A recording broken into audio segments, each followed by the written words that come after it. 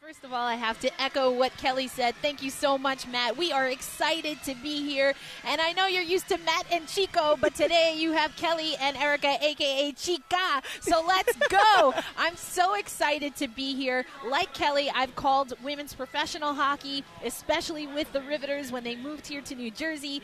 Was able to be on that championship call as they won the Isabel Cup right next door at Barnabas Health Hockey House. I've been calling games for that league for 6 seasons, and now I'm glad to be here alongside Kelly Schultz to call an NHL game. And it's going to be a challenge, and of course what the Devils need to do here tonight is not make any mistakes. And that's hard to do, right? But it's all about playing your game, playing a complete game, and we know that the Devils can do that. So now it's a matter of really doing that defensively in particular. I think we also, Kelly, want to keep an eye on special teams. We know that in particular the Avalanche, not great on the penalty kill. That's an opportunity for the Devils to really show what they can do on the power play. And I think if they can be successful in getting the Colorado Avalanche a little agitated throughout the game, that might work in their favor. Yes, indeed, as we see that puck hit Hamilton's stick and goes out of play, so we're going to get a face-off here. But again, looking to see how the Devils play in the defensive zone, really going body to body, stick to stick. So we're going to see the New Jersey Devils penalty kill here. Power play for the Colorado Avalanche, 11th overall in the league, Kelly.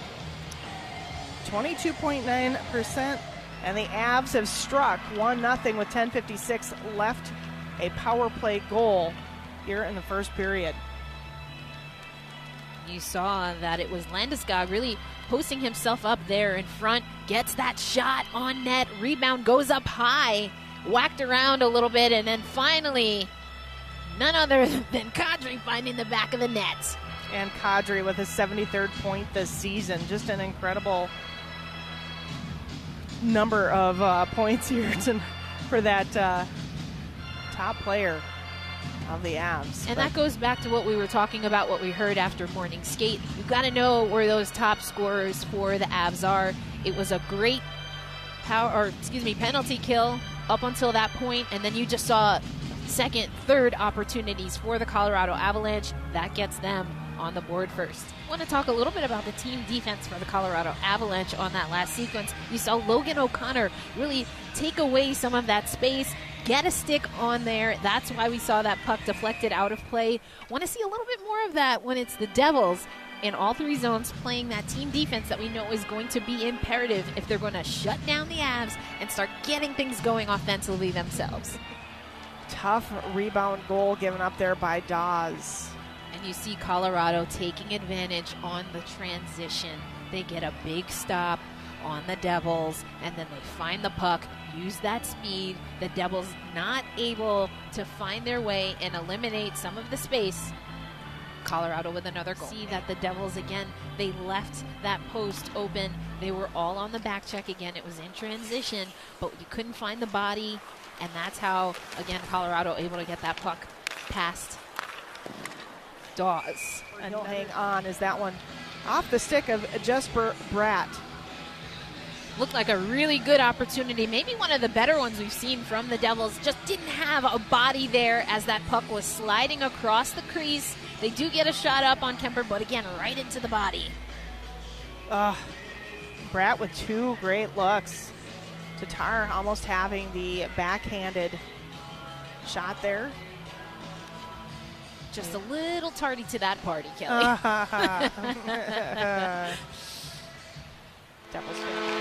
What a fantastic play there by New Jersey. Finally getting something past Kemper. Oh. And you see that initial shot in. Clank hits the post. Tatar was not tardy for that party. No, he was not. That was a fantastic play.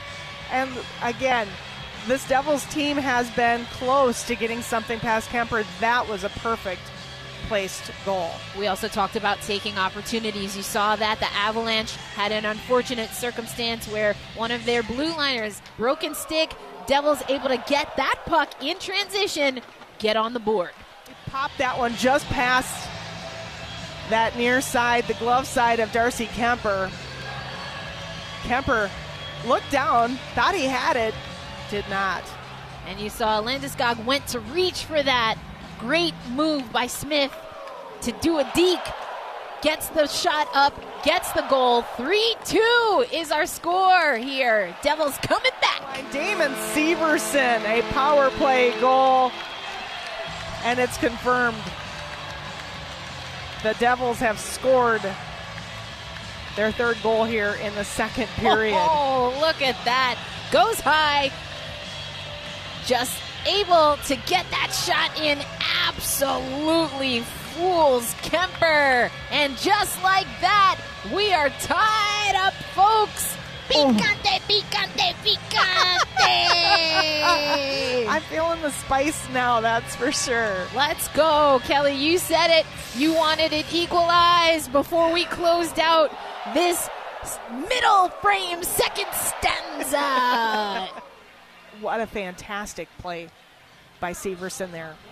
You know, it's something that we saw the New Jersey Devils working on at the morning skate, getting some time on the power play. The power play units getting a little bit of time together. Didn't have practice yesterday, so we're able to work on that. New special teams was going to be an opportunity.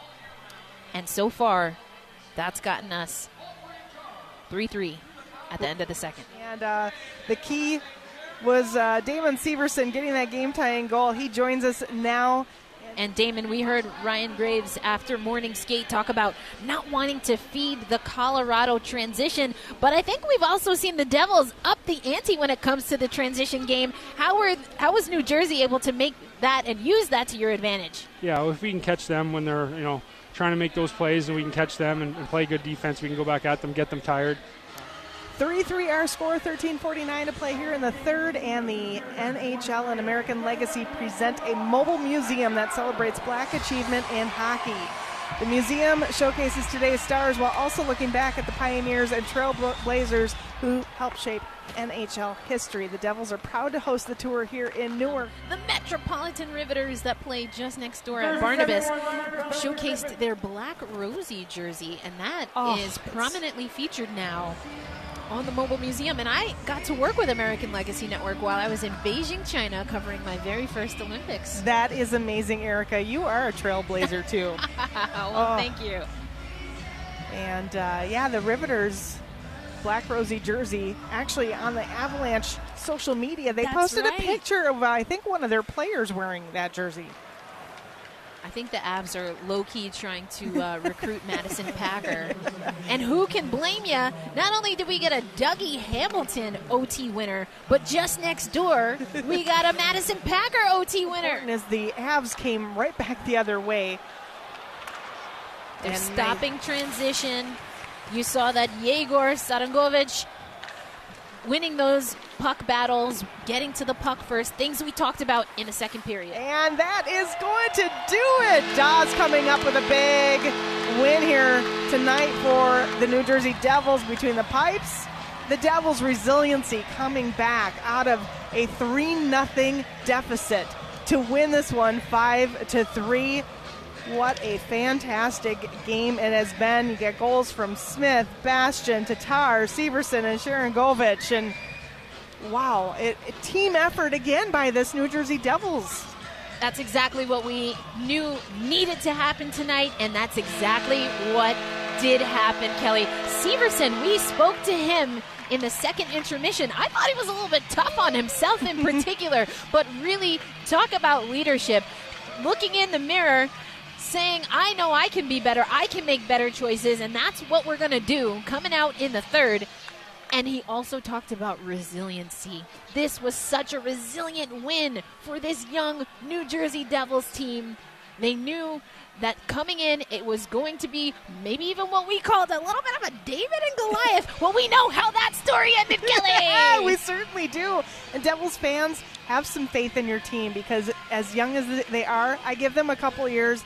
I think that the Devils have a great, solid future ahead of them. And you might want to bookmark that, folks, because Kelly Schultz has been amazing with calling it as she sees it for the game. You wanted 3 goals, we got 3 goals. I got 5 goals. I was going to say, well, first you got the 3. That you see that Thunstrom there is on the back check. She was very aggressive on that penalty.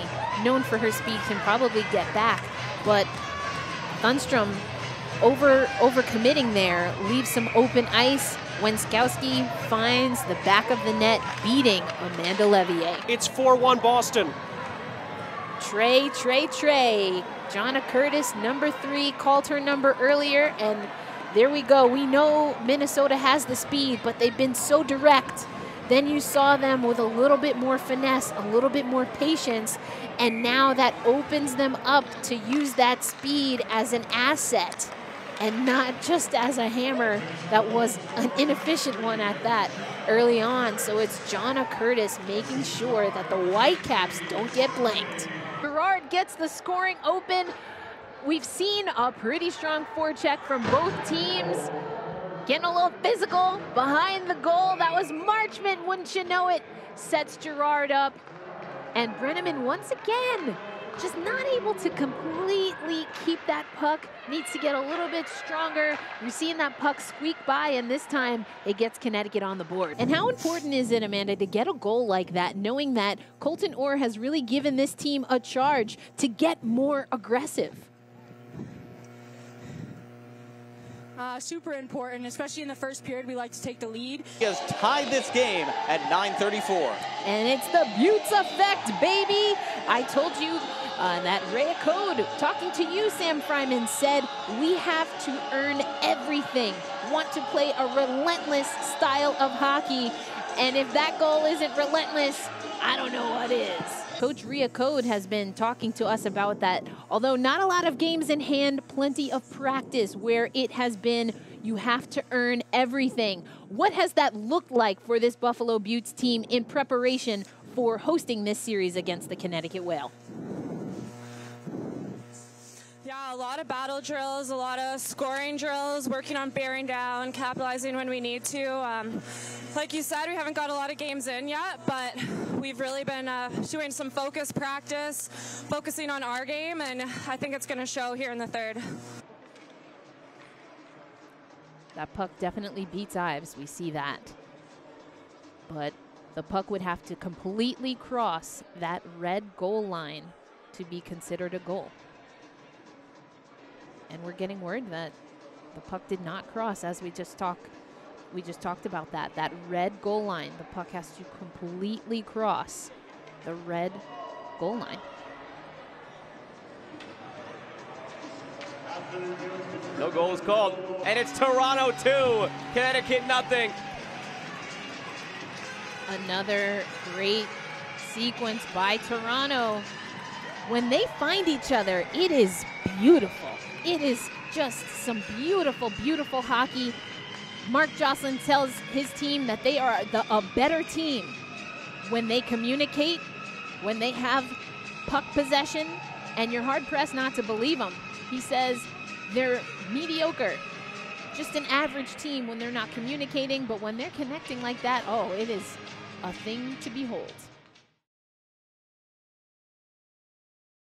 Puck Drop with Erica Ayala. I'm Josh Eastern, and finally the night has come. We are putting a bow on the 7th PHF season. Amazing that we've had 7 seasons of this league rebranded as the Premier Hockey Federation this season. We'll have, though, only the 6th champion, as 2020, unfortunately, due to the COVID pandemic, weren't able to crown a champion. That being said, Boston was in contention in 2020 and made their way back to the final in 2022, and they will take on another Founding Four team that is making their way to the final, Josh, for the first time in franchise history. That's the Connecticut Whale. Minnesota. Just amazing game. We see Kennedy Marchment coming up big for Connecticut, as she has all season. I've said it before, Josh. I'll say it again. Connecticut has been the most consistent team this season. They know how to play their game, and that's what they're going to look to execute tonight. Does the regular season really matter? Of course, you want to get games under your belt, but the Boston Pride didn't just know when to turn it on. The Boston Pride absolutely have figured out when to turn on their game. And so you're tempted to say that the regular season doesn't matter. And obviously, really all that matters is tonight. That being said, knowing that Connecticut has that 3-1 advantage in the series in the regular season, I think that will make a difference. And that confidence that Connecticut has coming in, both of these teams knowing their game and finding their game in the playoffs, is going to make it a very exciting final. She's going to play a big part in things tonight if Connecticut is to win. New to this league, but not new to professional women's hockey. Kennedy Marchment, we said it a little bit earlier, is one of the pieces that really started to put the full picture together for Colton Orr and this Connecticut Whale team. Absolutely crushed it in the regular season, and it's just so cool, calm, and collected. As I like to say, she's smooth with a V. So she will play a big part tonight. But on the other side, or keeping with Connecticut, Janine Weber, she scored a goal yesterday, and she is really providing some good depth scoring for this team. If you think about Kennedy Marchment and Taylor Gerard as kind of the final pieces, I think you have to consider Janine Weber coming over, played with Boston, was an original Riveter, and was recruited to play for this Connecticut Whale team by former Riveter and former Whale GM Ray Ketchum-Peel. And you started to see after that, the size and the skill of the Connecticut Whale team improved. Janine Weber started that. And staying with this Connecticut Whale team, and on that top line, Taylor Gerard, they traded up to get her, that #1 overall pick. Colton Orr said, we want this player. They went out and got her, and what a season it's been. Absolutely, Colton Orr and the Connecticut Whale knew they wanted Gerard, but Gerard had to work to get on that top line, which has been so lethal for this Connecticut Whale team. As a true rookie, put in the work, found her way on the top line, and it's made all the difference for the Connecticut Whale team. So the Whale looking to rely on that top line again. They were great yesterday, that big second period. But on the other side for the Boston Pride, 2 games already here in Florida. They've outscored their opposition 11-1. And of course, their captain, Jillian Dempsey, hasn't necessarily had her best career season, but of course is the heartbeat of this team. But that's why you keep calm and trust in Jillian Dempsey. You know that the captain is going to get it done. At every point in time in a career, there's times where you have to play a different role. This season has been that for Jillian Dempsey, but she has shown why she's a professional. She has shown why she is the captain of this team and is finding a way to will this team back to the final. And of course, Christina Putinha, also a big component of this Boston Pride team. She scored a goal yesterday as well. Christina Putinha. Oh, silky mitts does Christina Putinha have for this team. Can absolutely light the lamp, is so skilled and clinical, and just can get the mood and the vibe going for this Boston Pride team. We see again in the postseason 2 goals, 1 assist. Look for 21 for Boston to make an impact on this game. Taylor Wenskowski scored the capper yesterday, a great snipe there from just inside the slot, and she has had a breakout season. Almost every time I've been on a Boston Pride game, I find myself watching number 18, whether it's an assist or a goal or just impacting the play on the ice. Almost all the good things that happen on the ice during her shift happen because Taylor is so active, sees the ice well, finds ways to impact play, and that has made a difference for a Boston team that has had difficulty scoring at will until lately. Erica, just as an analyst now covering hockey or even sports in general, are you aware, even as a black analyst, are you aware of the differences by the way different white athletes and black athletes are described as competitors? For example, black athletes are always seen as being athletic and the athleticism, whereas white athletes are seen as being intellectual or gritty. Do you take that into consideration when you're calling games or describing plays, when you're trying to decide what's happening on the ice? Absolutely. I also know that there are differences in how women are covered, whether they are the athletes or the coaches, et cetera. And I'm very conscious of that. I think that we have, as analysts especially, a responsibility to call the game as we see it. But I'm also a color commentator. And so being able to bring in storylines is what I appreciate. And so I try to think differently about the storylines that I bring in, knowing that there are a lot of stereotypes that, if we're being honest, the media don't necessarily always take the time to correct or to steer away from. And so that is something that I think about a lot. I would like to go to you. We're talking for this webisode and we're talking to the next generation. Can you talk a little bit about what you were able to glean from being an athlete and then being sports adjacent that you feel has helped you in the role that you have now with Duncan? I think the most, I don't know, there's two that I just like have to say. Anson, you've shared your experiences briefly. You've heard Soroya walk through hers. What advice would you give to young Black players, regardless of gender, that are coming up in the game that may experience some of the things you both have and may have to have, as Soroya mentioned, some of those difficult or awkward conversations? I think, Erica, it comes down to staying true to who you are. Can you tell us a little bit more about that work that you're doing in community, what that looks like, and how people can engage and get involved with the work that you're actively doing? Yeah, so currently I have my GoFundMe fundraiser for Black Girl Hockey Club. Thank you for pointing that out, Erica. Well, listen, you can't just mention mentorship and not tell the viewing audience how you get involved with that mentorship. Like, how, if I've got someone who wants to get down with that, how do we get involved with that, Soroya? Apple to Anson, apple for Anson Carter. Yes, let's have it, Soroya. Let us know where we can follow you. Yes, I'm sorry. I'm new to this. I'm getting used to it.